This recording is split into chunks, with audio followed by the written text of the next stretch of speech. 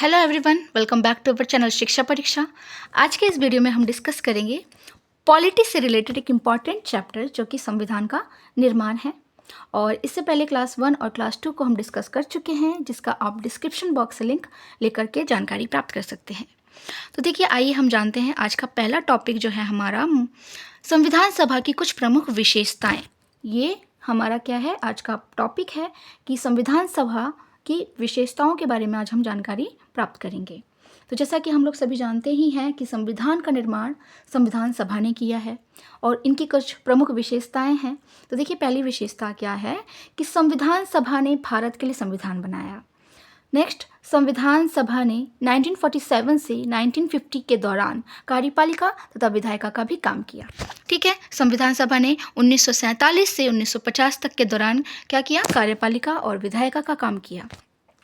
Next, संविधान सभा ने भारत को राष्ट्रमंडल की सदस्यता भी प्रदान करवाई। राष्ट्रमंडल की सदस्यता प्रदान करवाने में संविधान सभा का बहुत बड़ा हाथ है। और जैसे ही राष्ट्रमंडल की सदस्यता प्राप्त हुई भारत को, तो भारत के लोगों को कुछ आशंका हुई कि कहीं फिर से भारत गुलाम ना बना लिया जाए, ठीक है, अंग्रेजों के द्वारा। तो इससे रिलेटेड पंडित जवाहरलाल नेहरू जी ने एक स्टेटमेंट दिया कि राष्ट्रमंडल की सदस्यता स्वेच्छा से ली गई सदस्यता है, जिसका परित्याग भारत कभी भी कर सकता है। और ये स्टेटमेंट क्वेश्चन में पूछ लिया जाता है, एग्जाम में पूछ लिया जाता है। तो आपको ये भी याद रखना है कि पंडित जवाहरलाल नेहरू का स्टेटमेंट था और किस प्रकार का स्टेटमेंट था। तो एक बार हम और रिपीट करते हैं कि राष्ट्रमंडल की सदस्यता स्वेच्छा से ली गई सदस्यता है, जिसका परित्याग भारत कभी भी कर सकता है। ठीक है, नेक्स्ट है कि संविधान सभा ने भारत के राष्ट्रीय गान के तौर पे जन गण मन को स्वीकृति प्रदान किया। ये जो संविधान सभा है, उन्होंने भारत के राष्ट्रीय गान के तौर पे जन गण मन को स्वीकृति प्रदान की।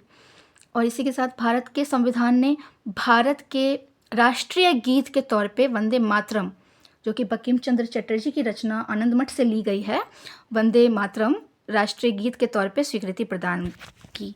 ठीक है, नेक्स्ट है, संविधान सभा ने ही देश के प्रथम राष्ट्रपति बने थे राजेंद्र प्रसाद, उनको बनाने का काम भी किसका था, संविधान सभा का ही था। संविधान सभा के जितने भी सदस्य थे, उनकी आपसी सहमति के कारण क्या हुआ, राष्ट्रपति राजेंद्र प्रसाद के रूप में बनाया गया। नेक्स्ट है, संविधान को बनने में 2 साल 11 महीने और 18 दिन का समय लगा।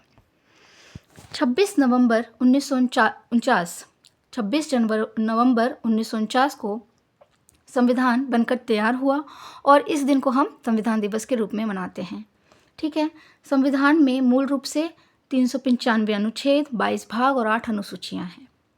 नेक्स्ट, भारत का संविधान आंशिक तौर पे 26 नवंबर 1949 को लागू हुआ था। देखिए, आंशिक तौर पे जो लागू हुए थे, कुछ आर्टिकल्स, अनुच्छेद जो लागू हो गए थे 26 नवंबर 1949 को हो गए थे।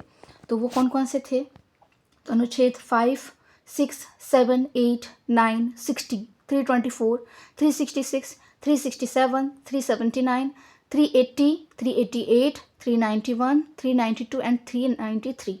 ये कुछ आर्टिकल्स थे जो 26 नवंबर 1949 को ही लागू हो गए थे। तो हम कह सकते हैं कि आंशिक तौर पे 15 अनुच्छेद जो हैं वो लागू हो गए थे 26 नवंबर 1949 को। ठीक है, नेक्स्ट है, पूर्ण रूप से जो है संविधान लागू हुआ था कब, 26 जनवरी 1950 को। पूर्ण रूप से 26 जनवरी 1950 को भारत का संविधान लागू हो गया था। संविधान निर्माण के दौरान कुल 11 बैठकें हुई थी। कितनी बैठकें हुई थी, कुल 11 बैठकें हुई थी, याद रखिएगा।